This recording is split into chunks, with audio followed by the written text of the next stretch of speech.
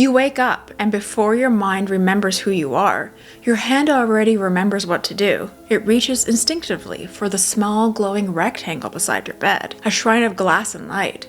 Before you drink water, before you breathe deeply, before you even exist in the world, you refresh. Notifications appear like unopened doors, each one tugging at a different nerve.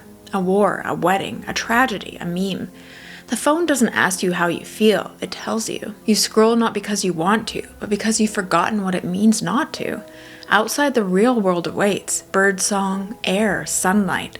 But inside your hand hums a world that never stops asking for your attention. There was a time when being online was an activity. Now it's an identity. We told ourselves this was progress. Faster, smarter, more connected. But somewhere between the pings and the pixels, something changed. We became reachable at all times, but rarely present. And maybe the real question isn't how do I get off my phone? Maybe it's what part of me lives inside it now. The modern smartphone isn't just a tool, it's a temple, a tiny glowing altar we touch hundreds of times a day. Each gesture a silent act of devotion. We kneel before it in bed, in line, in conversation. We confess our secrets to it in search bars and ask it to soothe our fears. And like all faiths, it demands something sacred in return. For every ounce of connection, it takes a piece of our silence. For every spark of efficiency, it steals moments of our attention. For every illusion of belonging, it drains a little more solitude. But none of this is new. Humanity has always built shrines to its own creations. Once we worshipped the gods. Then we worship kings, later radio waves, television screens, the promise of progress. Each generation invents its own altar, something that promises transcendence but delivers dependence. The difference now is the ritual never ends. There's no stepping into the digital world anymore. You carry it with you, in your pocket, in your palm, beneath your skin.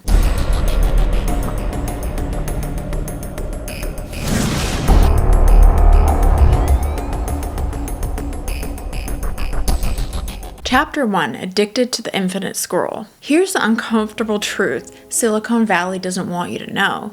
Your phone isn't malfunctioning, it's functioning perfectly. Every vibration, every flash of color, every red badge of urgency is deliberately engineered to pull you back in. You think you're choosing to look. In reality, the interface is choosing for you. The technology doesn't see a human being, it sees a nervous system. It understands how your brain flinches at silence, how it craves stimulation, how it mistakes novelty for nourishment. Every swipe, every new post is a laboratory lever designed to feed your anticipation. In the 1960s, psychologist B.F. Skinner discovered that the most powerful motivator wasn't reward, it was uncertainty. When pigeons were given food at unpredictable intervals, they pecked the button endlessly, obsessed with the possibility that the next press might be the one. That's not a metaphor. That's the blueprint for your feed. The pull to refresh motion mimics the lever of a slot machine. The infinite scroll mimics the casino's endless loop. You're not reading, you're gambling. With your time, your focus, your peace. Every scroll gives you a tiny chemical high. A flicker of dopamine, a microdose of meaning. A text, a like, a new headline. It's not the content that keeps you hooked. It's the anticipation of it. The hope that maybe the next post, the next update will be the one that finally makes you feel caught up, connected and complete. But it never does. So you keep scrolling, hypnotized by the horizon that never arrives. You do it in bed, in line, at red lights. You scroll between conversations, between breaths, between thoughts. It fills every pocket of silence, every pause where reflection used to live. You tell yourself you're keeping up with the world, but in reality, the world is slipping past you. The faces around you, the weather, the sound of your own breathing. You used to look at sunsets. Now you look at photos of sunsets. Edited to perfection, filtered to a hue that reality could never replicate. And when you finally look up from the screen, the world feels flat, like a lesser version of what you just left behind. The cruel irony is the scroll was supposed to connect us to everything, but what it really did was disconnect us from the one thing we never scroll past, the present moment. Chapter 2, The Attention Economy's Invisible Hand. In the 21st century, the most valuable resource isn't oil, gold, or even data, is attention. Your focus, your gaze, the split-second flicker of your eyes across the screen. That's the new raw material of capitalism. Every ping, every notification, every trending now banner as bait, not to sell you a product, but to sell you. You are the product. Your curiosity, your cravings, your insecurities, your late night searches, all of it feeds a system built to predict you better than you know yourself. Every swipe leaves a fingerprint, every pause in your scroll a data point.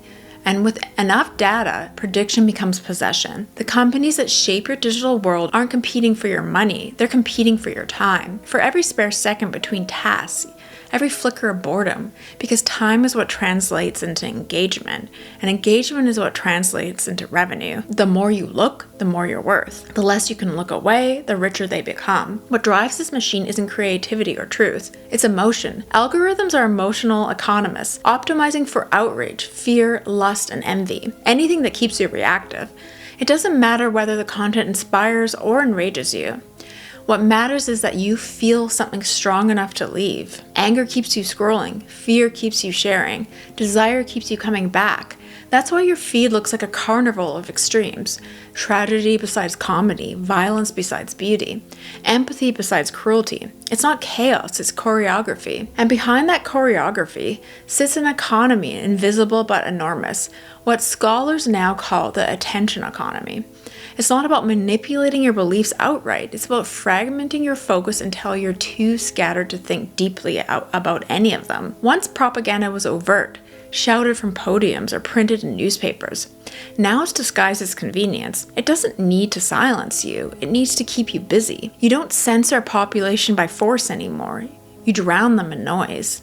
So while you scroll, the invisible marketplace hums around you, buying, selling, bidding on milliseconds of your concentration. Your attention is sliced into fractions and traded like a stock.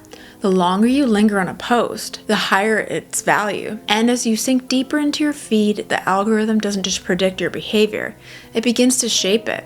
You're no longer just a consumer of information, you become the fuel. We like to think of the internet as infinite freedom, a boundless landscape of ideas. But freedom without friction becomes a kind of chaos. And chaos, when monetized, becomes control.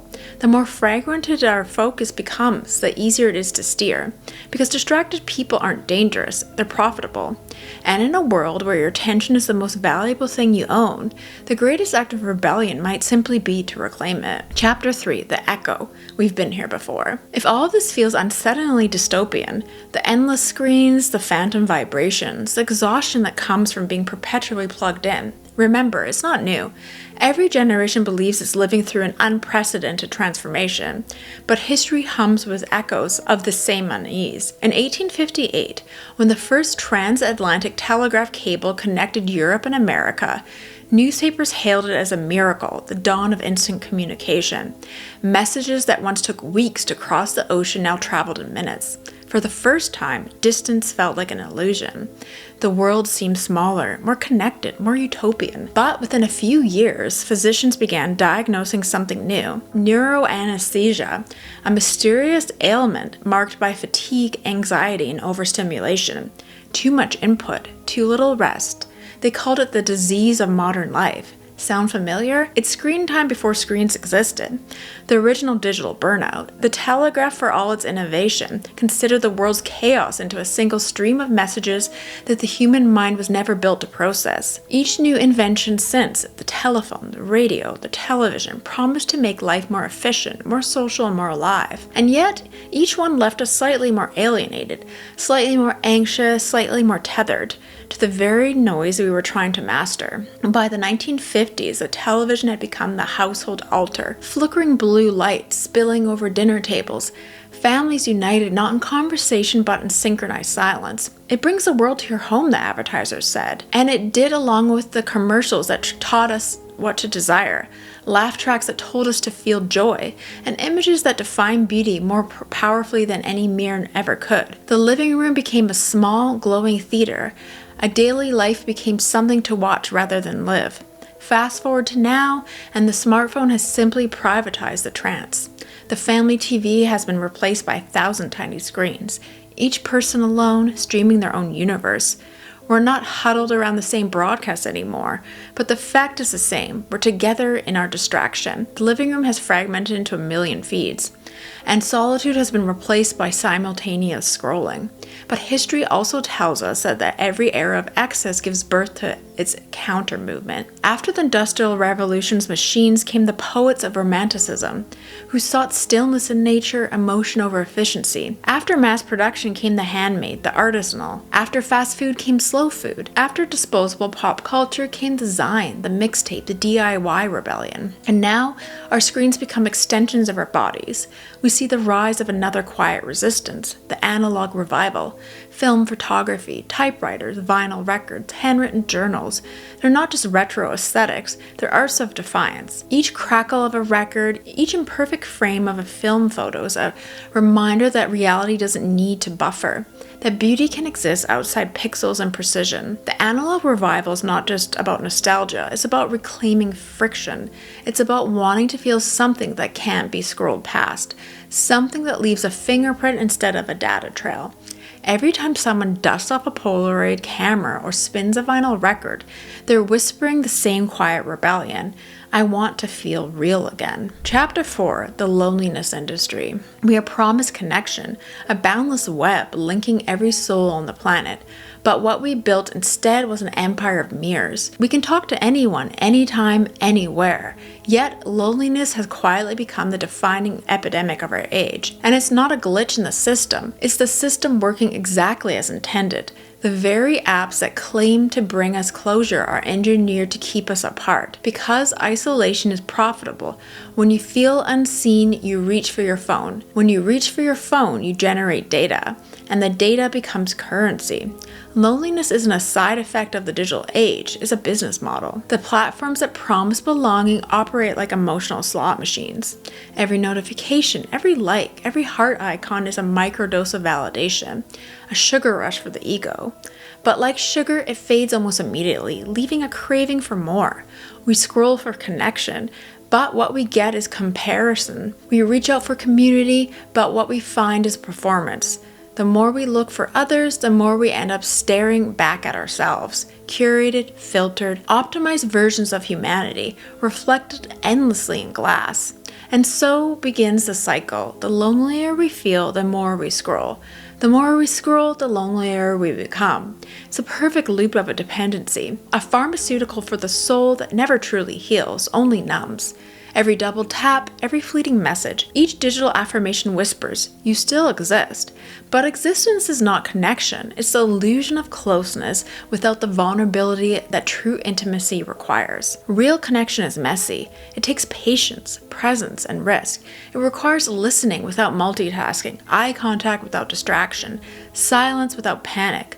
The digital world soothes away all the friction, all the awkward pauses, the uncomfortable truths, the slow unfolding of trust. It gives us connection on demand, instant, tidy, and utterly hollow. You never have to be alone, but you also never have to be real. Even love has been reprogrammed into a form of consumer comfort.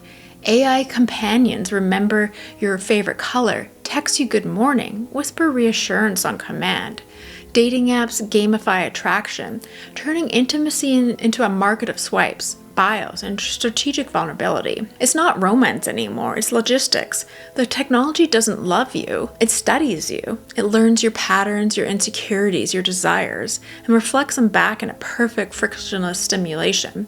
But here's the danger. The more we accept these stimulations of care, the less capable we become of surviving the real thing. We begin to mistake responsiveness for empathy, convenience for connection, affection for algorithmic feedback, and as we outsource our emotional labor to machines, we forget the texture of being truly seen by another person. The pauses, the imperfections, the unfiltered honesty that no interface can imitate. The loneliness industry thrives on our hunger for intimacy. It sells connection the way fast food sells nourishment, quick, cheap, and empty. And every time we click accept, we're not just feeding the system, we're starving something ancient and human inside ourselves. Chapter 5, The Analog Dream. Being analog isn't about rejecting progress, it's about remembering pace. It's not a rebellion against technology, it's a remembrance of rhythm, of the gentle tempo that used to guide human life before every moment was optimized, digitized, and documented. The analog world moves differently. It asks you to wait, to listen, to linger. It breathes. There's a heartbeat to reality that no algorithm can reproduce. A slowness that wants to find not just how we live, but how we felt. Film takes time. You don't get instant gratification. You get anticipation. You load the reel, take the shot, wait to see what develops. There's beauty in the delay, in the imperfection of light meeting chemistry instead of pixels. Letters take patience. You sit with your thoughts long enough to translate them into words, to choose your sentences with care, to feel the scratch of the pen and the weight of the paper that carries your emotions across space and time. Conversations, the real kind, take silence, the pauses between words that give meaning to the sound. We used to cherish those spaces. Now we fill them with scrolling. Somewhere along the line, we started mistaking speed for depth, efficiency for intimacy. We told ourselves we were saving time, but what we were really doing was stripping time of its texture, the quiet inefficiencies of analog life, rewinding a tape, waiting for film to dry, standing in line without a distraction. Once taught us how to coexist with boredom, how to dwell in the presence. Our devices made those moments feel obsolete, like wasted potential. But inefficiency is what makes life alive. It's the resistance, the friction that reminds us that we're still here, still physical, still infinite. The goal isn't to hurl your phone into a lake or move off grid. It's to remember that life doesn't live inside your phone. It happens in the in-between spaces, in the silence of a room without noise, in the stillness of a morning before the first notification hits, in the unshared beauty of a sunset no one else sees. Take a walk without headphones. Hear the sound of your own thoughts again. Write something you'll never post. Let a feeling exist without proof of it. Relearn the pleasure of missing out, not as deprivation, but as freedom. Because to miss out is to make room. For wonder, for boredom, for the subtle, inquantifiable magic of being alive without an audience. The analog world isn't gone. It's only been muted. It hums beneath the digital static, a low, steady frequency waiting for us to tune back in. All it asks is that we slow down enough to listen, that we let life unfold, not as content but as experience. And when we do, we might finally remember what the future was always supposed to be. Not faster, not louder, but realer. Every generation believes it's living at the end of something, the end of an era, of innocence, of attention. Maybe for us, it really is the end of attention, that fragile, irreplaceable thread that once tethered us to meaning. We keep telling ourselves that one day we'll slow down, we'll delete the apps, we'll log off, but tomorrow never comes because our devices have quietly merged with our identities. Logging off now feels less like a break and more like an erasure. What we built isn't just a habit, it's a habitat. And every vibration, every scroll, every flicker of a blue light keeps us inside it. This was never just about phones. It was about what they replaced. The stillness that used to help us think. The solitude that helped us know ourselves. The mystery that used to give life depth, the patience that once made love, art, and meaning possible. We traded all of that for accessibility, for a world that's always on, always available, and always shallow. We thought we were connecting more deeply, but in truth, we've been sanding the edges off our humanity, rounding life into something smooth and scrollable. We've mistaken visibility for presence, immediacy for intimacy, and constant contact for closeness. And in trying so hard to stay connected, we've become disconnected from the very things that make us human.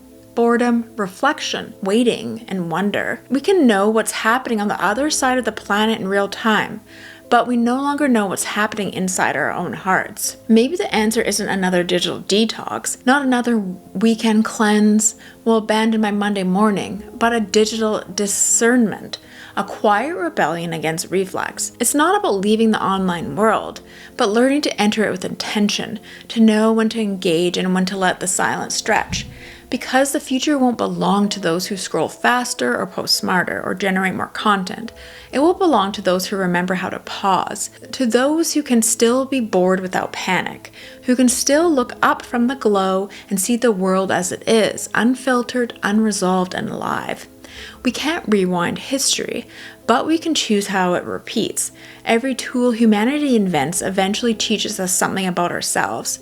The question is whether we'll listen this time or whether we'll keep mistaking the reflection for the real thing. History doesn't repeat, it rebrands. So thank you so much for watching. Let me know in the comments below. I mean, it is weird to think about life before the iPhone, because I remember things, and back in the day, when you were waiting in a long line, you wouldn't just whip out your phone because you didn't have one. You would just maybe talk to the person next to you, think about things, just pause and contemplate. But now, like, every dull moment, every moment of silence, every moment of just like subtle boredom, you whip out your phone because you can't just be at ease in your thoughts. And it's like people are afraid of their own thoughts now. I don't know, it's interesting. I try to remember that sometimes and just not always take out my phone, because it can be like an addiction where every moment you're like, oh, I need to check. Oh, I need to check. And it is an addiction. So, and I think we're just slowly forgetting that. And everyone just is constantly checking. I'm sure most people check like a few hundred times a day and they don't even realize it.